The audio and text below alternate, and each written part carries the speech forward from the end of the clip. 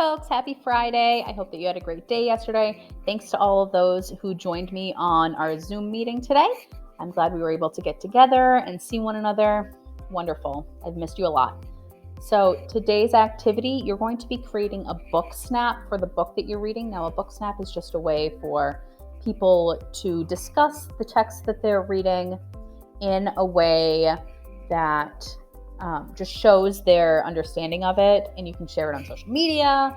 You can create it through Snapchat or Insta stories, or you can just do it on a slide.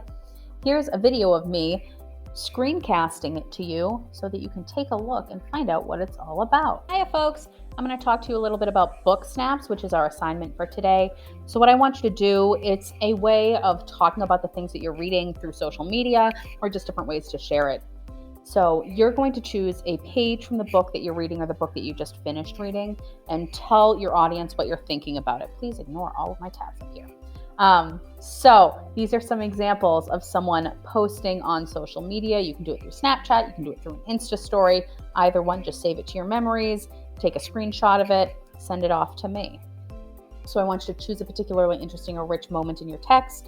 So something that really shows the author's style is an important moment. I want you to take a picture of the text. If you can't take a picture with your phone, I'm going to talk about that momentarily.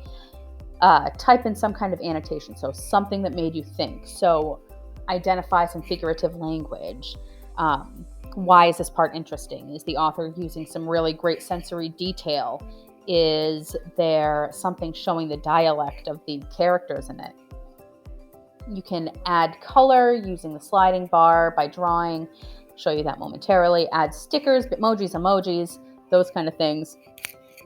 You can add a link to the author's blog. You can add a link to their website, an Amazon link, a link to a Goodreads review. Save it to your memories, share in a document. So I will put a document up for you to post those things into. So looking at these examples, so here's my example from Streetcar Named Desire by Tennessee Williams. It's a play. So it takes place in New Orleans. It's about two characters, well, really three characters, a husband, a wife, and the wife's sister, and kind of the interactions and the relationships between the three. So I put in some hashtags. I put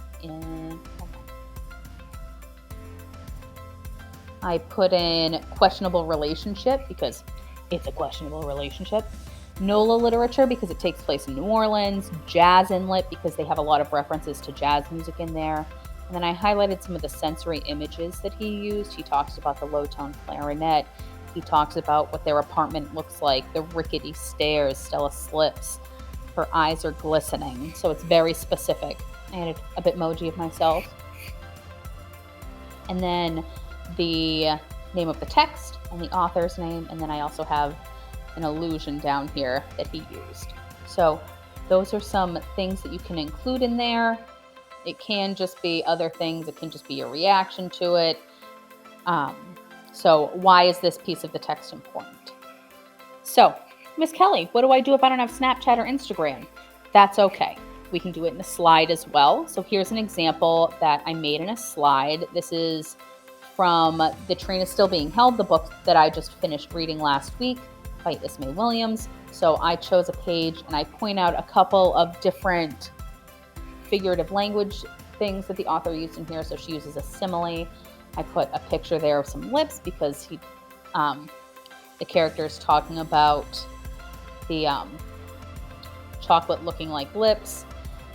There's a lot of sensory imagery here as she talks about the park. So I put a picture of the park, questions that it makes me think. So just those things, your reaction to a piece of the text that you're reading. And that is all. It's just all about you and what you're thinking. All right, if you have any questions, feel free to reach out to me. Now, back to your regularly scheduled video with me. Thank you so much, Miss Kelly from the past, for that lovely screencast. All right, so that's the plan for today. I hope you all have a wonderful weekend and that you stay well and that your loved ones stay well. And I will see you next week. Have a great next couple of days. Take care, stay safe, make good choices, and read something. Have a good one.